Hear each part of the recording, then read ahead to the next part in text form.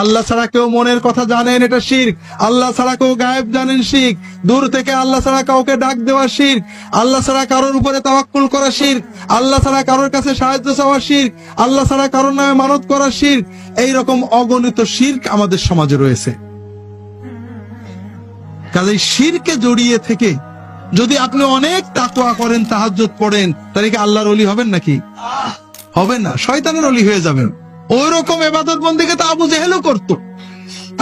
আরবের কাফেররা আল্লাহকে এক মানত, একমাত্র রব্বুল আলামিন সর্বশক্তিমান মানত।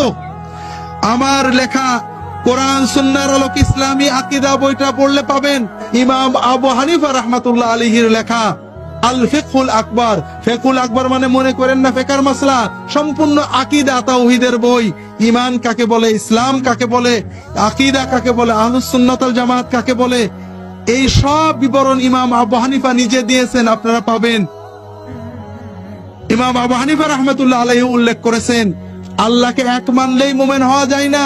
আরবের কাফেররা মানত আল্লাহ ছাড়া কারোর ইবাদত করব না, আল্লাহর কোনো শরীক নেই, এই বিশ্বাস দ্বারা মুমিন হওয়া যায়। কাজেই শিরিক মুক্ত ঈমান লাগবে। আবু জেহেল আল্লাহর ইবাদত করত, আল্লাহ মানত, কিন্তু শিরিক করে ফেলতো। ঈমানের দ্বিতীয় অংশ কি? মুহাম্মাদুর রাসূলুল্লাহ, ঠিক না ভাই? মুহাম্মাদুর রাসূলুল্লাহ সাল্লাল্লাহু আলাইহি ওয়াসাল্লাম, এই কথার অর্থ হলো মুহাম্মদ সাল্লাল্লাহু আলাইহি ওয়াসাল্লাম ছাড়া আমাদের কোনো মুর্শিদ নেই, হাদি নেই। আমাদের একমাত্র মাহবুদ কে? আর একমাত্র মুর্শিদ কে? রাসূলুল্লাহ সাল্লাল্লাহু আলাইহি ওয়াসাল্লাম। ইবাদত একমাত্র কার জন্য হবে? নামাজ দিয়ে কাকে খুশি করব? রোজা দিয়ে কাকে খুশি করব? মানত দিয়ে কাকে খুশি করব? ফরজ দিয়ে কাকে খুশি করব? সুন্নাত দিয়ে কাকে খুশি করব?